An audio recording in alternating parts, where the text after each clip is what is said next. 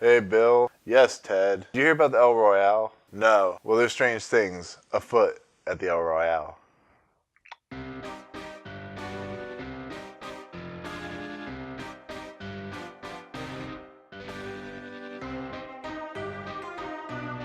What's up, guys? Welcome to Movie Emporium's movie review of Bad Times at the El Royale, the newest film from Drew Goddard, and starring Jeff Bridges, Dakota Johnson, John Hamm, Chris Hemsworth, Kaylee Spaney, Louis Pullman, and Cynthia Erivo. So, short history. I love Drew Goddard. I love Cabin in the Woods. He worked on Lost. He's worked on The Martian, wrote the script for it. He's a fantastic writer, fantastic director. I was really looking forward to Bad Times at the El Royale. The trailer was one of the best trailers I've seen this year. It clicked, it went, it was exciting, and I was just pumped for it. I've been waiting for this movie for a while, and I heard good things about it. I heard some mixed things. You know, it's one of those movies that I heard was going to be divisive among people just because of how it plays out. And as far as the casting goes, this is an amazing cast. You got Jeff Bridges, you got Dakota Johnson, you got John Hamm, who's back in the 60s and 70s like he was in Mad Men. And you got Chris Hemsworth, who plays a Klan cult leader. And then you know, it's on the border of Nevada and California. And just to let you know, there is going to be a little bit of spoilerish stuff in this, so be aware. But with that, so the movie plays out kind of like Pulp Fiction in a way where it's not linear at all. It tells the story in its like vignettes, and then it goes back to the El Royale, but it explains like how these characters are being formed and how they are getting to the point they're getting at. But that's I guess I enjoy what Drew Goddard is trying to go for. He is trying to definitely go for Pulp Fiction. It's very unmistakable.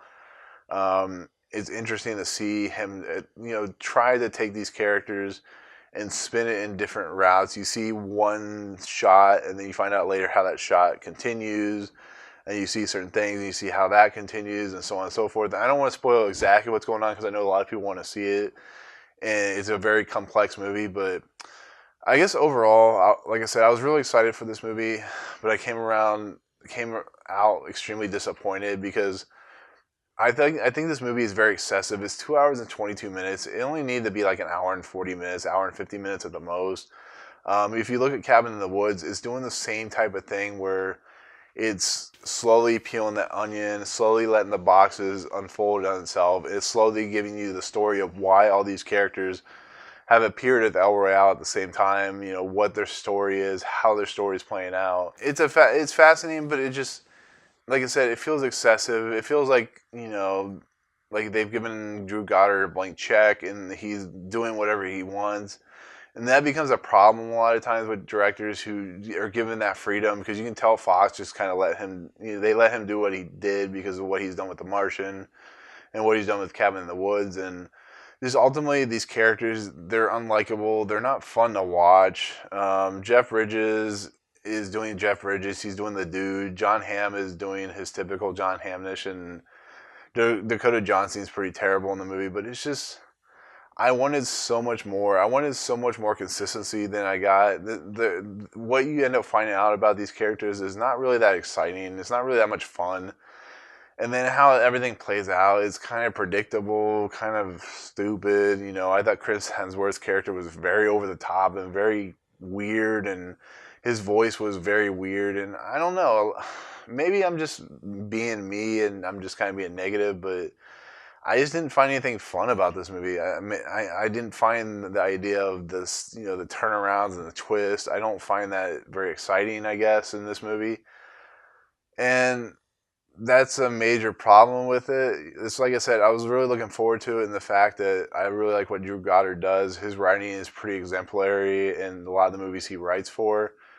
But I just feel like there's nothing going on in this movie that is worth its weight in gold. I feel like this is a movie that you release in September and October because you'll know it'll make money based off the cast it has, but that's all you're getting out of it. You're getting a cast that was probably paid a decent penny, and they're not really given much to do outside of, being there. And that's kind of sucks, but it's just the way it is. It's fascinating to see a movie that has a fantastic trailer just be kind of mediocre. And that's what this movie is, mediocre. It just doesn't feel like it has a lot of going for it, which is a shame because, like I said, it looked fantastic. So, like I said, when you start seeing the onions start peeling away, you start realizing that there's not really much plot structure to it. It's just more just like characters interacting. It's kind of like a lesser Hateful Eight, I guess you could say, where you see. I know a lot of people didn't like Hateful Eight, but I like the fact that the way it was playing out, it was in the same central location like El Royale is in. But it seems these characters seem more interesting. They seem have more depth to them, and they don't have a lot of depth here in El Royale. And it's just a shame, There's, like I said, I don't. It's hard to explain because I don't want to spoil anything. But just overall, my overall take is just the movie wasn't that great, and it's just a shame because this is a movie that could have been really awesome and special, but it really wasn't. So, but that's it. That's my take on the bad times at El Royale. I wish I could say more, but like I said, it's really hard to not say anything because of the way it's twisting and turning itself. But anyways, that's it. Comment below if you've seen the movie or if you haven't seen the movie. Tell me what you think. If you have any interest in seeing it, if you've seen it, if you disagree with me, of course, tell me that. I'd be interested to talk to you about it. But as always, if you like what you see, remember to rate, subscribe, check out YouTube, Facebook, Twitter, email, and leopoldo113@gmail.com. But with that, we'll go ahead and head out, and we'll see you guys later. Peace.